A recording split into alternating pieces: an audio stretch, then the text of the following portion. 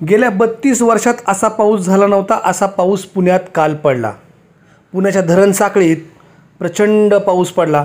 मुसळधार पावसानं जनजीवन विस्कळीत करून टाकलं, सगळीकडे हाहाकार उडवला। अख्ख्या पुण्यात पाणी शिरलं।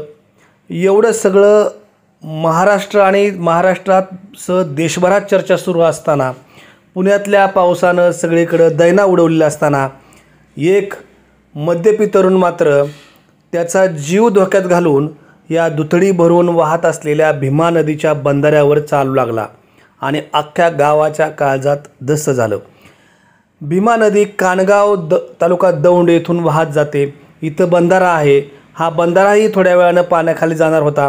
त्यामुळं काठोकाठ भरून वाहत असलेल्या या नदीमध्ये कोणीही जाण्याचा विचार करणार नाही।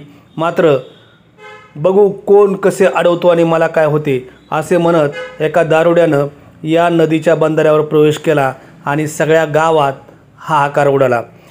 गावातले अनेक तरुण त्याला माघारी परत ये म्हणून सांगत असताना तो मात्र असाच पुढे चालला होता। या नदीच्या पाण्याचं मला काय भीती अशी म्हणत तो तिथून निघाला होता। शेवटी गावातील काही युवकांनी स्वतःचा जीव धोक्यात घालून, जे शुद्धीतले युवक आहेत त्यांनी त्यांचा स्वतःचा जीव धोक्यात घालून या दारुड्याला बाहेर काढले।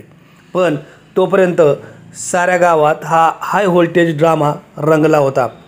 खरं तर अशा आपत्तीच्या वेळी कोणीही स्वतःचा जीव धोक्यात घालून किंवा अति धाडस करून कोणत्याही गोष्टी करू नयेत असं प्रशासन वारंवार सांगत असतानाही उगीचच कोणाला तरी हुकी येते आणि त्याचा पस्तावा मात्र, त्याचा पश्चाताप मात्र अख्ख्या गावाला करावा लागतो।